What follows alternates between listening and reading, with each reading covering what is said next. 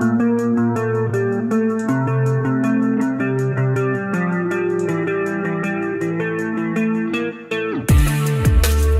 are great ideas undiscovered, breakthroughs available to those who can remove one of truth's protective layers.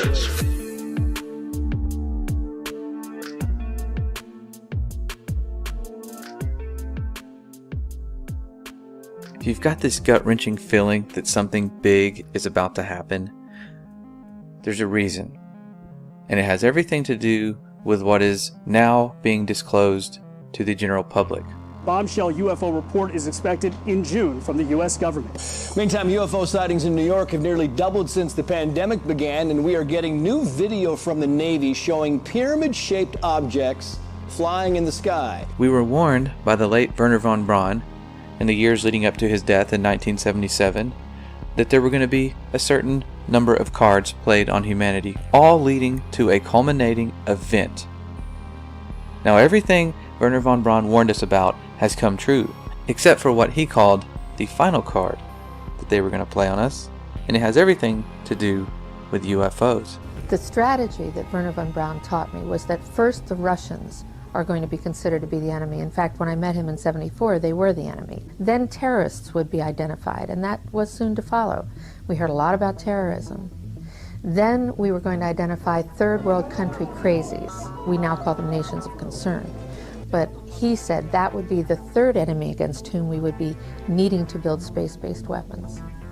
And the next enemy was asteroids. This new one you're tracking, how big? It's what we call a global killer. Nothing would survive, not even bacteria. An asteroid some scientists call a city killer came closer to Earth than the moon this week. The scary thing is that scientists had no idea it was coming. Now at this point, he kind of chuckled the first time he said it.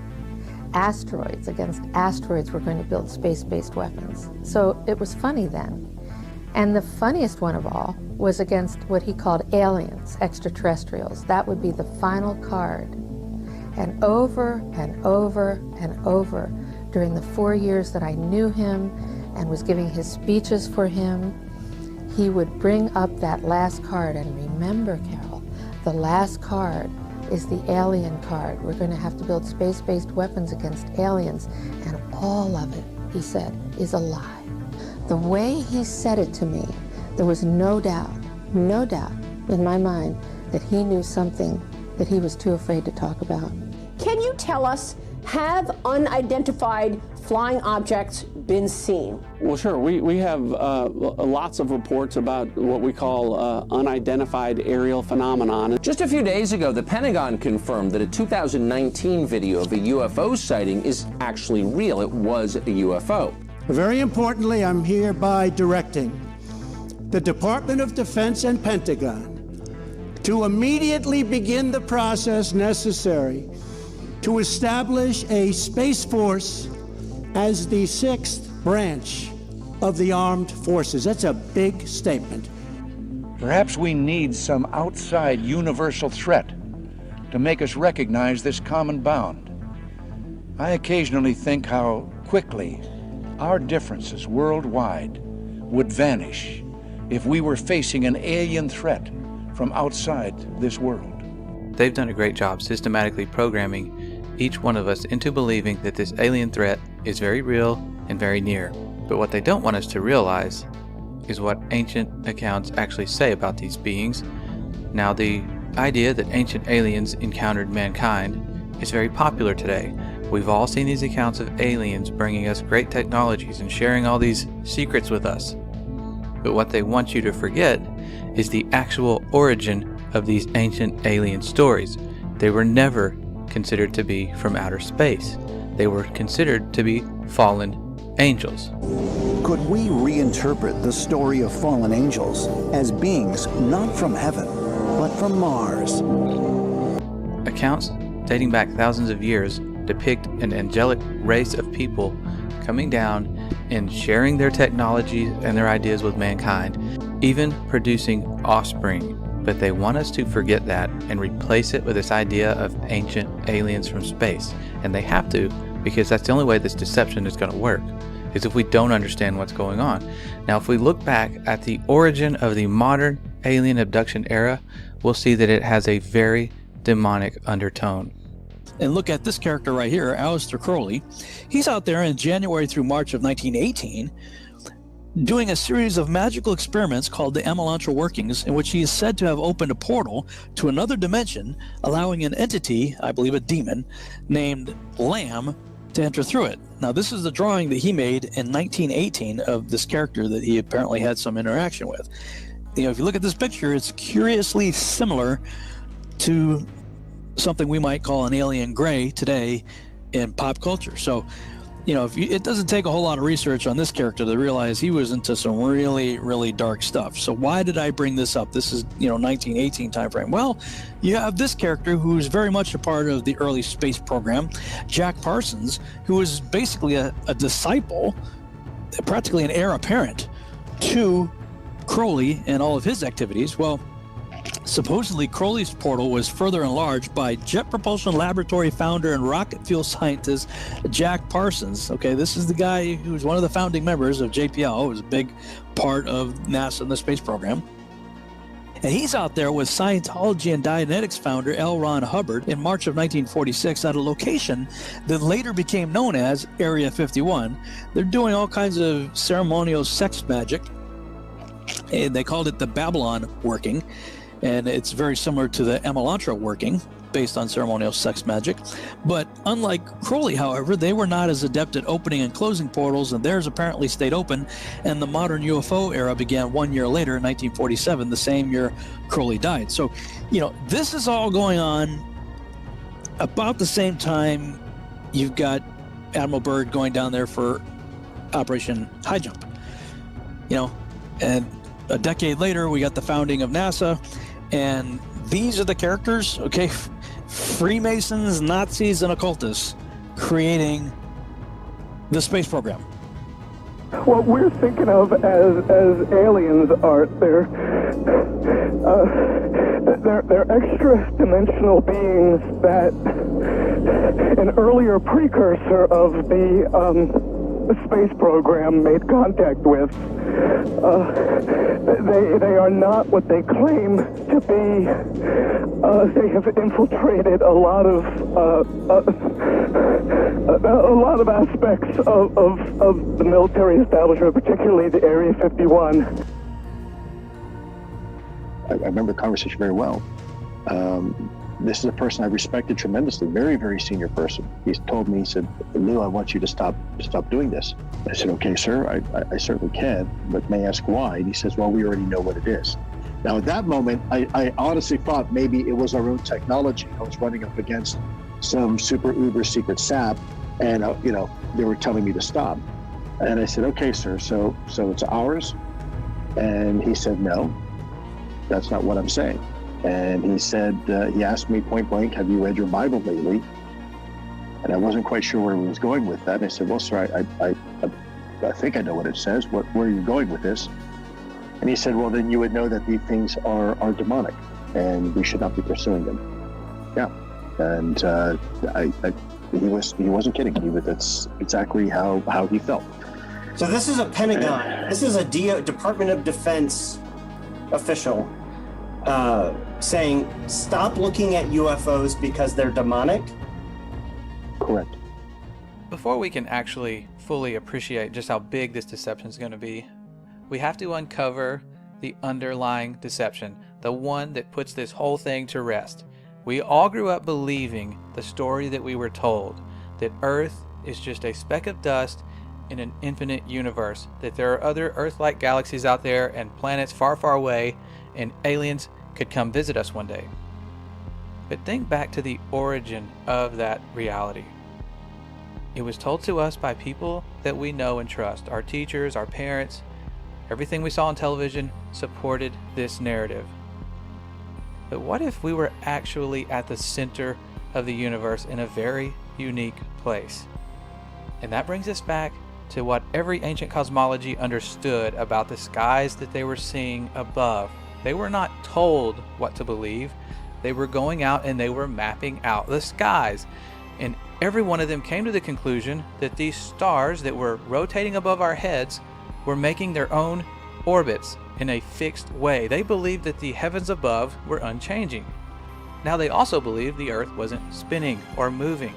They believed it to be perfectly still. And if we go back to the Genesis accounts, we start to see that they had this idea that there was a vast solid covering known as the firmament. It was the second day of creation. That's when it was made. The entire second day was spent making this solid covering, and that's where the stars were said to be placed. And other ancient cosmologies outside the Bible had the same understanding that the stars were fixed and they would all continue to make the same predictable paths for thousands and thousands of years. Many of their ancient structures were built specifically to line up with constellations. And thousands of years later, here we are seeing these same structures line up with the constellations they lined up with when they were built. They were using the sky as this great timepiece above to keep track of the days, the weeks, the months, the years. And that's how they understood things to work, that the earth was relatively flat, stationary, with a fixed, solid covering. Okay, now we were all taught in school that Christopher Columbus sailed in this big circle, and that proved once and for all that we live on a globe. But ancient maps, even after Columbus sailed his big circle, still showed that the earth was flat and stationary, with Antarctica being the edge. And what we all considered as settled science, that hundreds of years we've just known that the earth was a ball in infinite space, it was a highly debated issue until very recent history. And they were actually teaching the earth was flat in schools as recently as the 1920s. We were just talking and I asked you what shape the earth is, and what did you say? What were you taught in school in elementary school? I was taught in school that the earth was flat. And the first person to ever venture far enough up to see what the earth looked like was a guy named Auguste Piccard. Most of us have never heard of this person because when he made it to the stratosphere, he said he saw what appeared to be a flat disk with an upturned edge. Now, after Auguste Piccard ventured to the stratosphere, we have the U.S. Air Force showing us the stars from space for the very first time. And when you look at what they showed us, what they actually saw, you begin to understand why the moon landings never had stars in the background, why they're not showing us stars from space anymore, because it's very difficult to pull this off. The sky is deep black. As you can see the stars. Oh, yeah. You know, and pretty much all the time you can see the stars. The sky, of course, was black. The heavens are 10 times as bright, stars 10 times as numerous. And we could not see stars. The thing about Carl Sagan, billions of stars, there really are billions and billions of stars, and you can see them. It's an unfathomable blackness, with a texture you feel like you could stick your hand into. And that's when things start to get weird, because people have gone back and looked at declassified documents that for some reason keep mentioning a flat, non-rotating Earth. Over and over again, it's in their flight plans, it's in all their working models. This flat, stationary Earth repetitively keeps showing up. If it doesn't exist, there'd be absolutely no reason to base all of your science on it. Something else shows up. In the 50s, in Russia, they had documents describing the firmament. It's a long fly ball going back, and the ball shatters the sky, bringing the ocean itself down into the stadium. Oh, Simpson just broke this dream's reality wide open. And we take for granted our entire view of the universe hinges upon the Apollo moon missions. It was actually the first time we ever saw our planet as a whole, and somebody confirmed to us what we're being taught is actually real. We found a very unique reel of footage. And you want me to see this while you have me on camera? Well, and to tell us what it is. An old reel received by mistake. It contains the raw or unedited footage of the crew of Apollo 11, Michael Collins, Edwin Aldrin Jr., and Neil Armstrong, staging part of their mission for nearly an hour. I think when you see the footage, you'll see that it's very extraordinary, one of a kind, behind the scenes type of footage. Yeah. Well, if it is, why do you have access to something that no one else has seen before? Serendipity, I guess. though the federal government would have you believe that this is a view of Earth from a distance out of the spacecraft's window as it nears the moon, it is not. What they have ingeniously done is placed the camera at the back of the spacecraft and centered the lens on a circular window in the foreground. Turn the camera off, please. As they perfected the shot, a crescent-shaped piece of black material was inset slightly into the window to create the illusion of the Earth's terminator line dividing night and day. It is uncannily convincing. If you show this publicly, you're open for a lawsuit. Here is the diffused work light that they used to see camera controls, but not throw light onto the spacecraft's wall. Finally, the iris is opened up, and you can see the real location of the camera and the very bright and near Earth out the window. You're talking to the wrong guy. Why don't you talk to the administrator at NASA? We're passengers. We're guys going on a flight. Now maybe we could say they faked the moon landings. But what about every single space agency after this? We're putting our trust in people to be honest and show us exactly what they're seeing. They would have no reason to lie about going to space, being on a space station, but that's where things start to get even weirder because we're catching them making big mistakes. They're having CGI glitches, their wire harnesses are not working correctly. If you do enough searching, you will find clip after clip of NASA fails.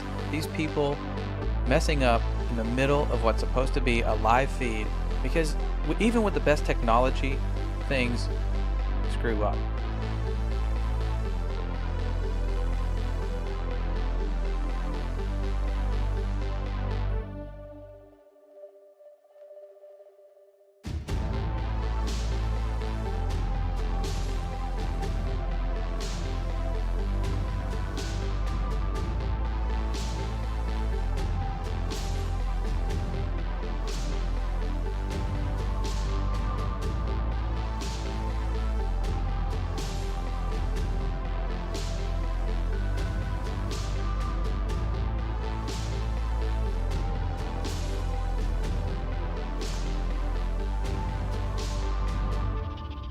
So many times during spacewalks outside the International Space Station, we can see air bubbles rising up. Can you touch on how there are air bubbles in space? Can you be more specific? Air bubbles? So yeah, like a lot of times during the footage, the NASA footage, you can see bubbles coming up out of the helmets or kind of from underneath you. How do you explain bubbles in space? Yeah, I'm not sure exactly what you're talking about. Now sometimes you get water in the helmet, and it's either from sweat or from the cooling garments. And in some of my spacewalks, I had like water in the helmet, not like I was going to drown in the helmet, but just little bits of water probably came from sweat. Often on the outside of the space station, you'll liberate little pieces of, it's a really harsh environment out there, and the outside of the space station gets beat up pretty good. And sometimes, you'll see just little flecks of paint or something that you might have disrupted floating away from the suit. And, that's generally what that is. I've never seen any kind of air bubble anywhere. Yeah. Could it be that you're filming in an underwater pool and you're not really out there?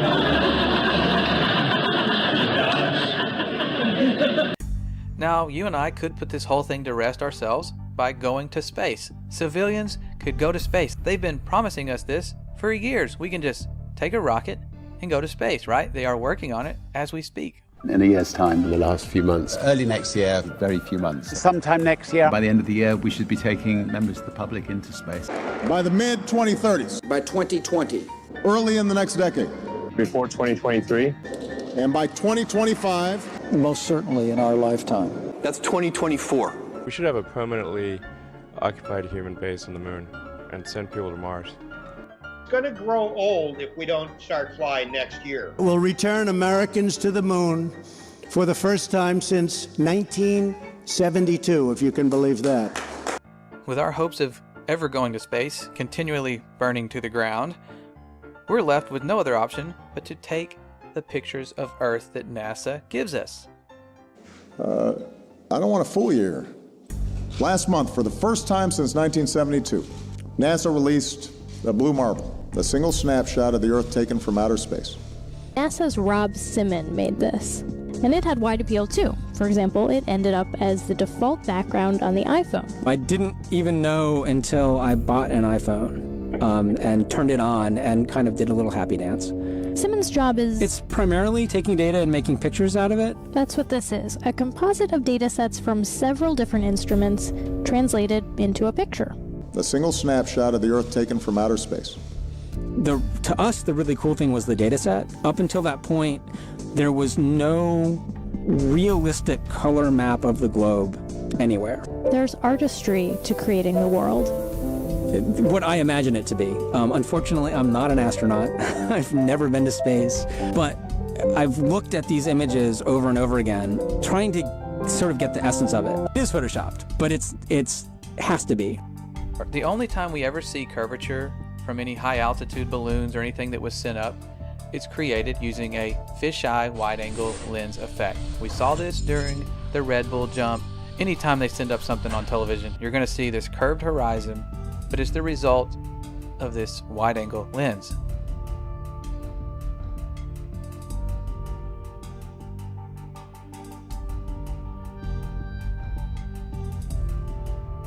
If you send up a non-fisheye lens to the highest height, no matter how high you go, horizon always rises to your eye level and it's always perfectly flat.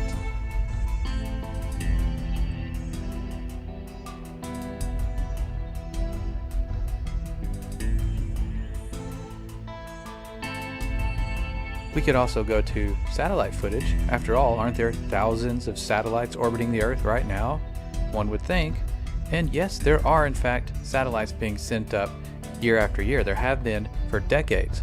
The only problem is these satellites are launched on balloons, and they have been falling down all over the world. For a Michigan couple, when a satellite crash landed in their backyard, and their reaction? Priceless. Never know what's going to happen. This baby fell out of the sky and landed in our yard. We had a problem here. Forget it, Bart. It's so bright out you can't see anything in the sky except the Fox satellite.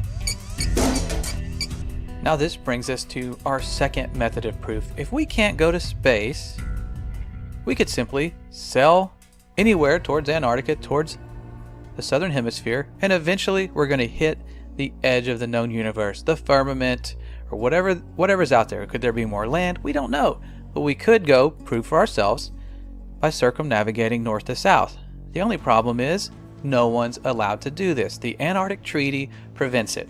You can take a guided tour. They'll take you to a fake South Pole and tell you, okay, this is where it is. But independent exploration is prohibited. It's guarded heavily by the military. You can't just go to Antarctica and check it out for yourself. Antarctica has effectively been off limits since December of 1959, and this was signed into law and agreed upon by over 50 countries. That should raise a little bit of concern. Why would an icy continent be off limits? Well, that's something we may never find out.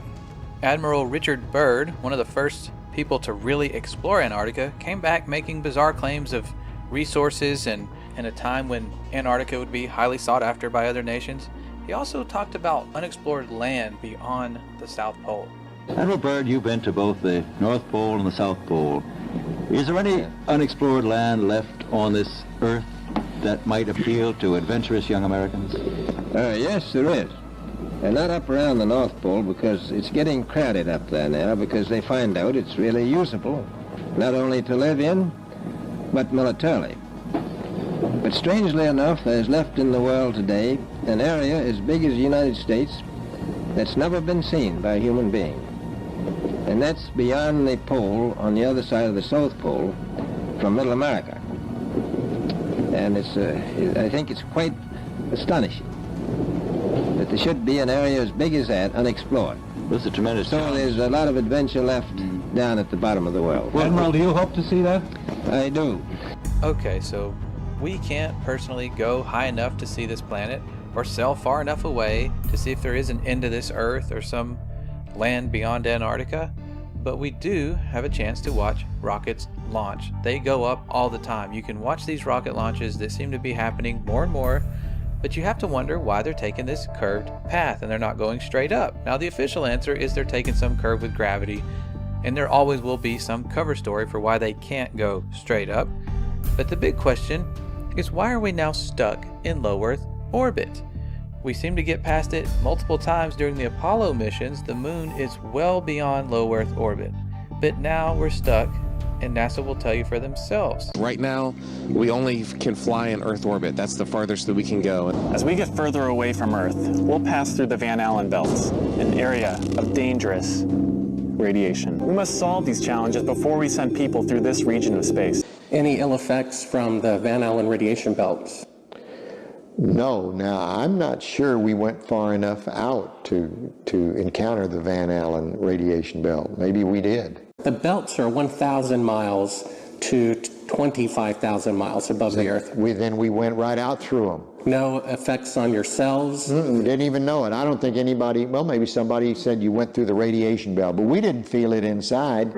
I'd go to the moon in a nanosecond.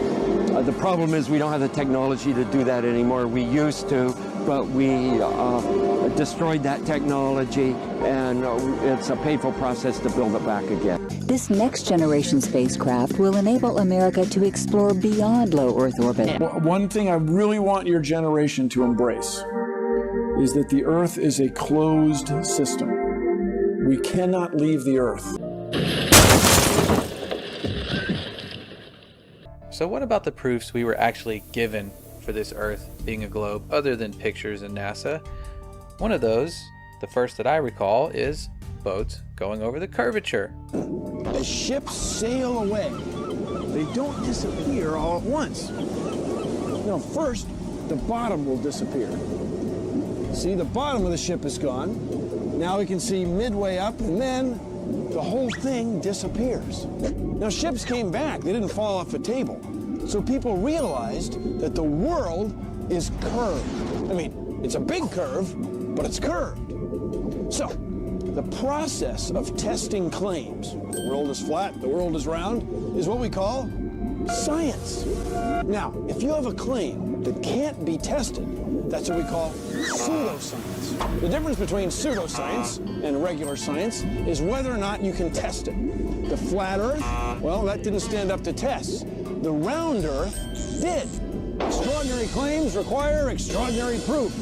The world is round.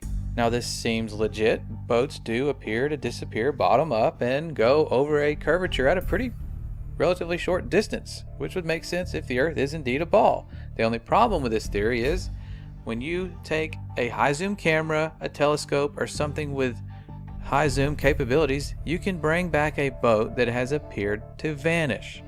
All right, we have optical limits to how far we can see certain objects. Not to mention atmospheric lensing. Your atmosphere will act like a lens. And you can test and repeat this on a very flat surface with a camera yourself. You will see objects appear optically to disappear bottom up, just like they're going over a curvature, but you can demonstrate this on a flat surface. It's testable and it's repeatable. Science. Another big proof we were given was our sun, which it does appear to be going over the curve of the Earth, and we're told that's because we're falling backwards because of our rotation as we orbit the sun. But once you realize the sun is a local light, it's the exact same size as our moon above. That's why they line up perfectly on an eclipse. It's not because of the coincidence that one's just 400 times larger but also 400 times farther away. It's a much closer light and it's much smaller. Now you would think, because of all the false models we're given of this flat Earth theory, that it would just always be daylight or you should always be able to see the sun. But it's much closer and much smaller, so when it moves away from your line of sight, it follows the known laws of perspective. And it has to follow these laws because as objects that are, even if they're high up, as they get further away, they appear lower and lower, and eventually you're going to see it vanish due to perspective and the fact that our atmosphere isn't transparent. It might be clear for certain distances, but eventually everything's going to fade out. You can find time-lapse footage of the sun doing just this. You You can see it, and then all of a sudden it fades out and appears to vanish. That's because it is traveling through an atmosphere that is not transparent 100%, and it is taking its local light with it.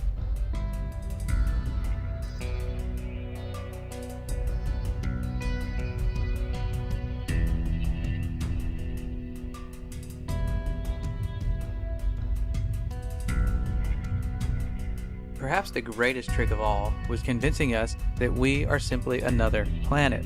We all learned the planets in school, we had songs, we built solar system models, and when we looked up and saw these lights in the sky, we assumed that we were simply a light in someone else's sky. It was a really good trick because that is the one that most people go to. How are we not round if other planets are round and we are assuming these lights to be other planets? But when they send us these images of other planets, you have to read the fine print and wonder why they rely so heavily on CGI.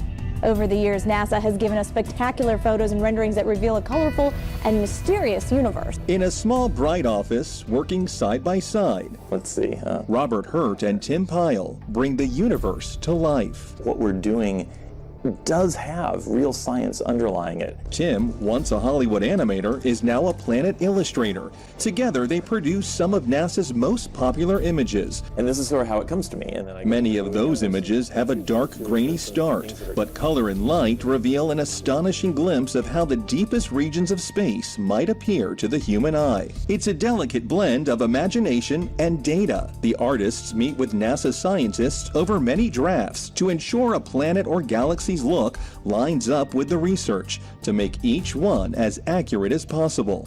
I love the challenge. It's kind of like a puzzle to me of trying to create something that looks really cool within the restrictions that were given by the scientists. It can take days, even weeks, to produce just a single image. The dazzling final results, enough to keep us all dreaming of the final frontier for years to come. And while NASA struggles to get consistent photos or videos of our planet, they have no problem sending us HD images from Mars. We're expected to just believe these are legitimate.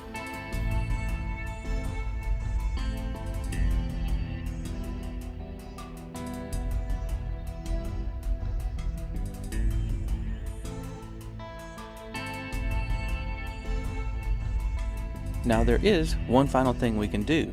Given the known circumference of Earth, we could simply measure these things for ourselves. And people have been doing this. They have been going out over large bodies of water and large areas of land and measuring to check for curvature. And what we have found simply is that we see too far. We see far, far beyond what the globe math should allow us to see. The current record holder for the longest line of sight photograph captured mountain ranges were 275 miles away. They should have been at the given height and distance nearly 4,000 feet below the line of sight. This is from Joshua Nowicki, and what you're seeing here is a mirage. We typically would not be able to see this from the Lake Michigan shore. We talked about this last night. Conditions are right on the lake that we're actually seeing a mirage. As we find ourselves on an Earth much different than we ever imagined, it brings us back to this upcoming deception, this final card, and what it's truly all about. We are dealing with a huge, probably the most important deception on humanity. What I'm telling you is there's a cover-up about disinformation, and has been, by the top researchers that you people rely on to hear the truth from. Over the next 10 years, I have now worked with over 400 cases of people that have been able to stop the abduction experience in the name and authority of Jesus Christ. These are entities masquerading as high technological aliens, but they can be defeated by one name. And I saw 3 unclean spirits like frogs come out of the mouth of the dragon, and out of the mouth of the beast, and out of the mouth of the false prophet. For they are the spirits of devils, working miracles, which go forth unto the kings of the earth and of the whole world, to gather them to the battle of that great day of God Almighty. A new world order, a world for the rule of law. not the law of the jungle, governs the conduct of nations. When we are successful, and we will be, we have a real chance at this new world order. The new world order. A new world order. A new world order. There's no way for us to know exactly where this alien deception is heading, but one thing is for sure, we are witnessing the fulfillment of prophecies in Scripture that told us we were going to eventually head to a one world government. A great deception is coming. We can count on it, and we have to return to the power of the one who put us here, the one who is going to have the final say.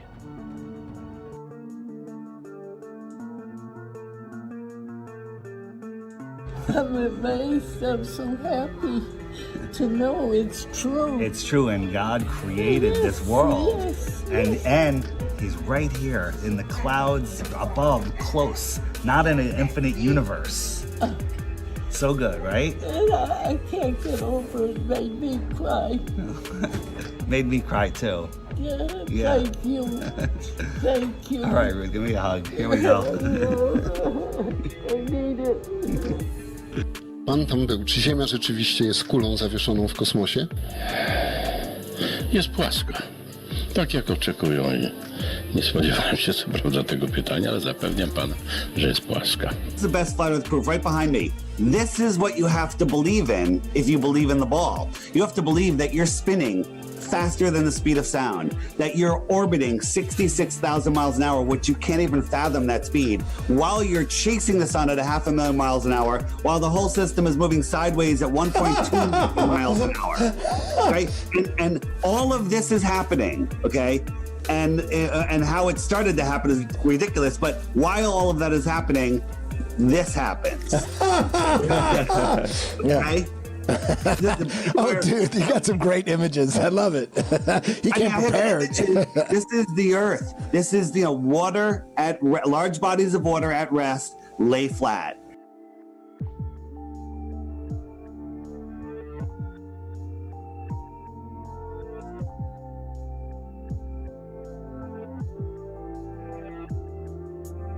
So then all of a sudden the United States and Russia engaged in these high altitude nuclear tests, and the United States calls theirs Operation Dominic, within which we have Operation Fishball. Look up the name Dominic from the late Latin name Dominicus, meaning of the Lord. Fishball was part of Operation Dominic. It looks like they are sending high altitude nuclear bombs to test the fishball of the Lord, i.e. the firmament.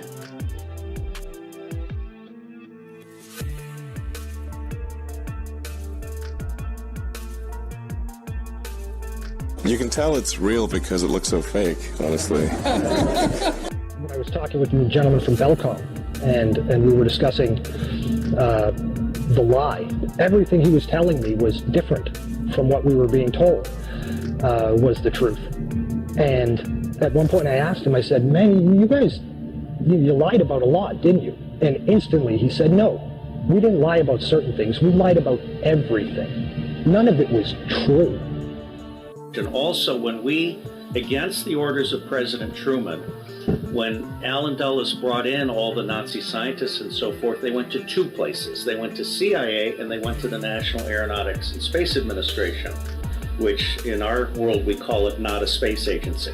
And as Kathy O'Brien has said so clearly, that's where the bulk of the mind control has been done.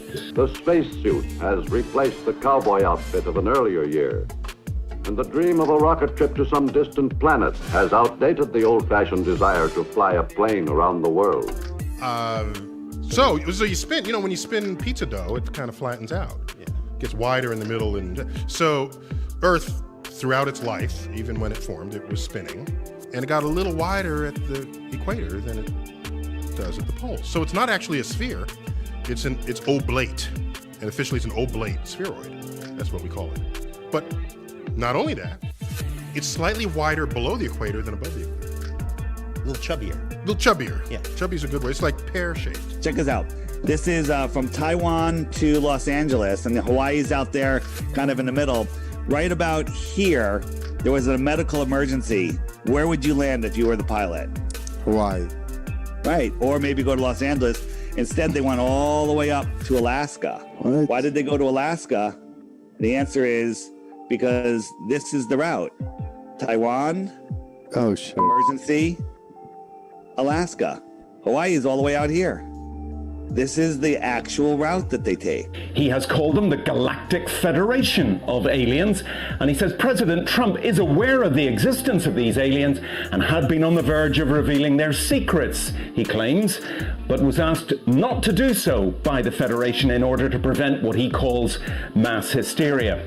Well, the retired general says the US and Israel have kept it from the public because, quotes, humanity isn't ready and the aliens don't want to reveal themselves until humanity can evolve, he says, and understand what space really is. Because space is the world's newest warfighting domain. Space is a warfighting domain. The next warfighting domain. Space is a warfighting domain.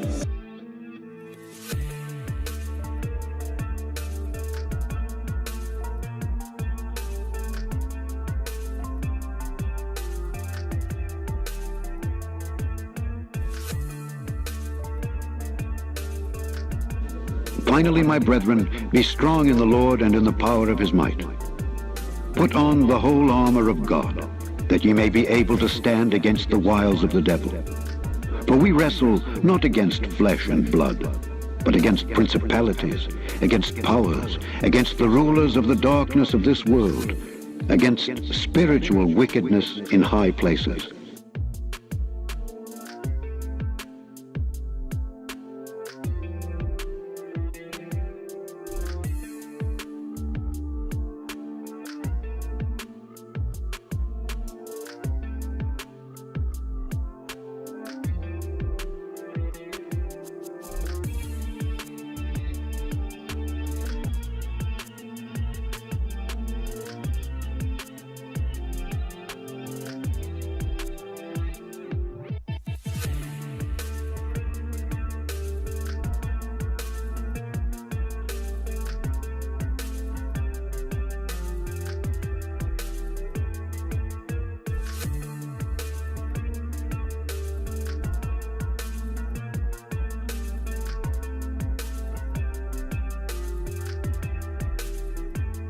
And the stars of heaven shall fall, and the powers that are in heaven shall be shaken.